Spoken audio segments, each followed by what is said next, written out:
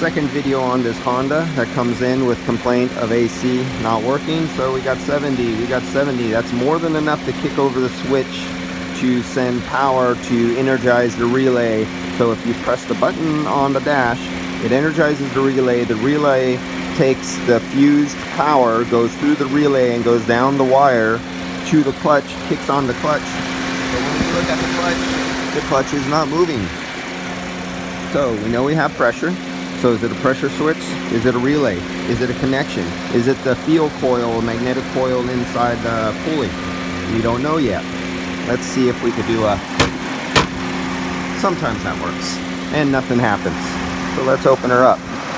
I don't have my voltage tester with me here, but because I'm just jumping on this as fast as you are without knowing what's going on here. Let's see, my senile old eyes could barely see anything. And there we go. I am looking for the one with this, just a snowflake.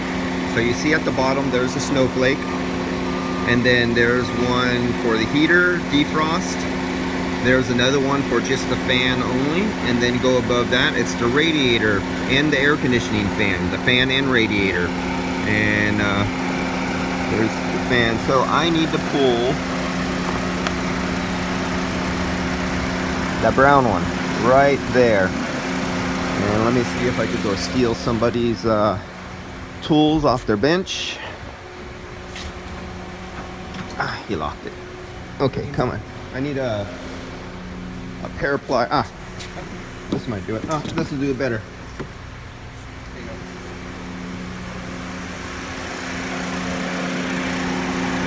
Take that.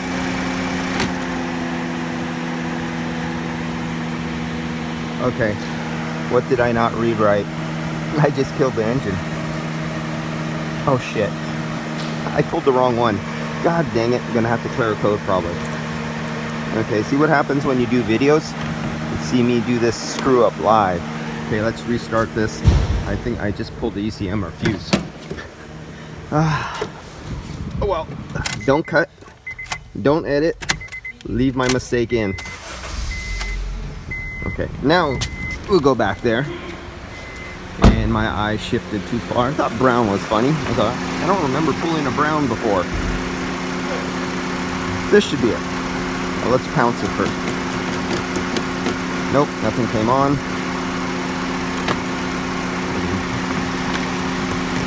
Okay. Now, I didn't hear nothing. It's warm. What's that stuff down in there?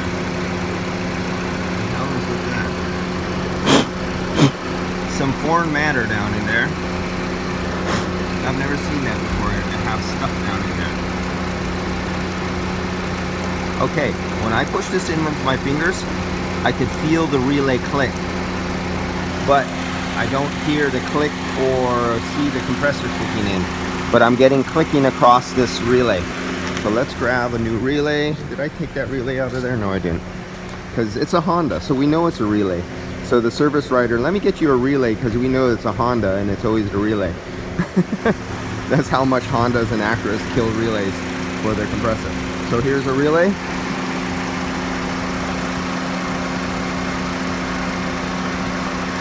Come on. Oh. Whoa, what happened with the universal relay? What's going on? Something. This one is a little... What's different about this? Oh, this is the first time one of his universal aftermarket relays don't fit. There's a size difference. Just a few thousandths. I cannot see it almost. So I do see it's like 5 thousandths thicker in this direction. And maybe 2 thousandths thicker higher in this direction. Looking at the pins underneath, they appear to be identical, but we're talking only thousandths of an inch making the difference here.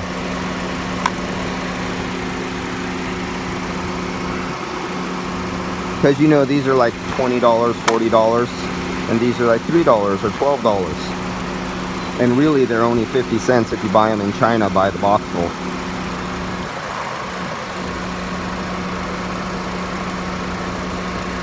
Alright. Yeah, put it in backwards, idiot. There we go. There we go. Did you hear the click over there? So that's a tight fit and relay that has some manufacturing process tolerance issues where it's a couple thousandths thicker. So here we go. We went down to 19 for a second. We're here, and now let me use my fingers, no gauges.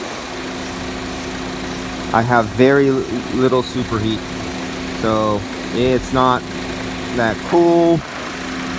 Oh, it's cold. It's cold coming out of the liquid line. Coming out of the condenser is literally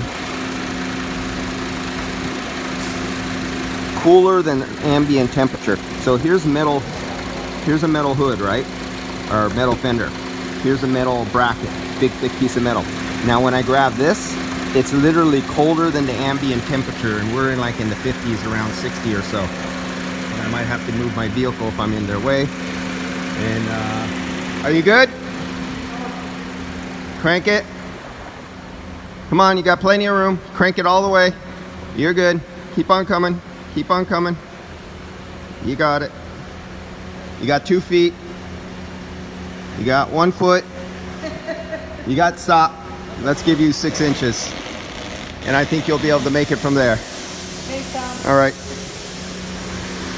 And all right. So I don't have to do no rocket science to tell you you're low. We have a cold. We're literally getting a super subcooled liquid vapor, because when it goes through the receiver dryer and anything, it drops so much pressure going through the condenser and then through the receiver and the filter and everything. It's literally lowering the temperature so low it's colder than ambient.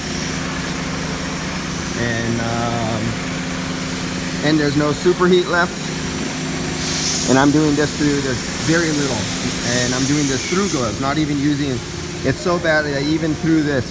Now there is some cooling, because the refrigerant that does remain in that liquid line, and it's not all liquid, it's flash gas, is going through the expansion valve.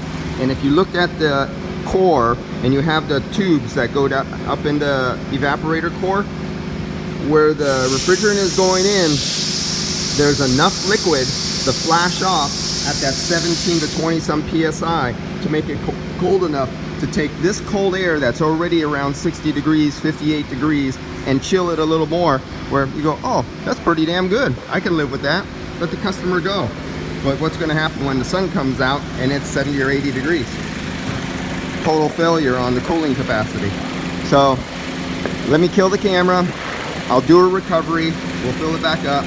And oh, let's satisfy the guys who want to see temperatures. Let's look at this. So it's a little cooler now because it's been on for a while, but let me get attached and let's see what I'm feeling so we could read a temperature. It's going down, 56. Remember, our ambient temperature is like 58.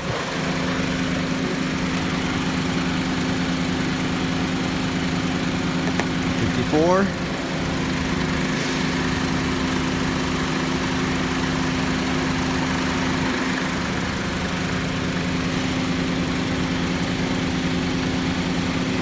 .72, and 72 is heat being picked up by the hot air. Right now is blowing from the hot radiator, is blowing hot air, actually starting to warm this line up.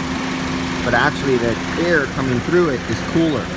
So this is heat being picked up. Where I'm measuring way to hell back here is actually heat being picked up off of the engine, the radiant off of the engine block, the convection from the hot air blowing over this line. But I can tell it's cool. And that's where your brain and your hands are a better tool than what you're reading right here.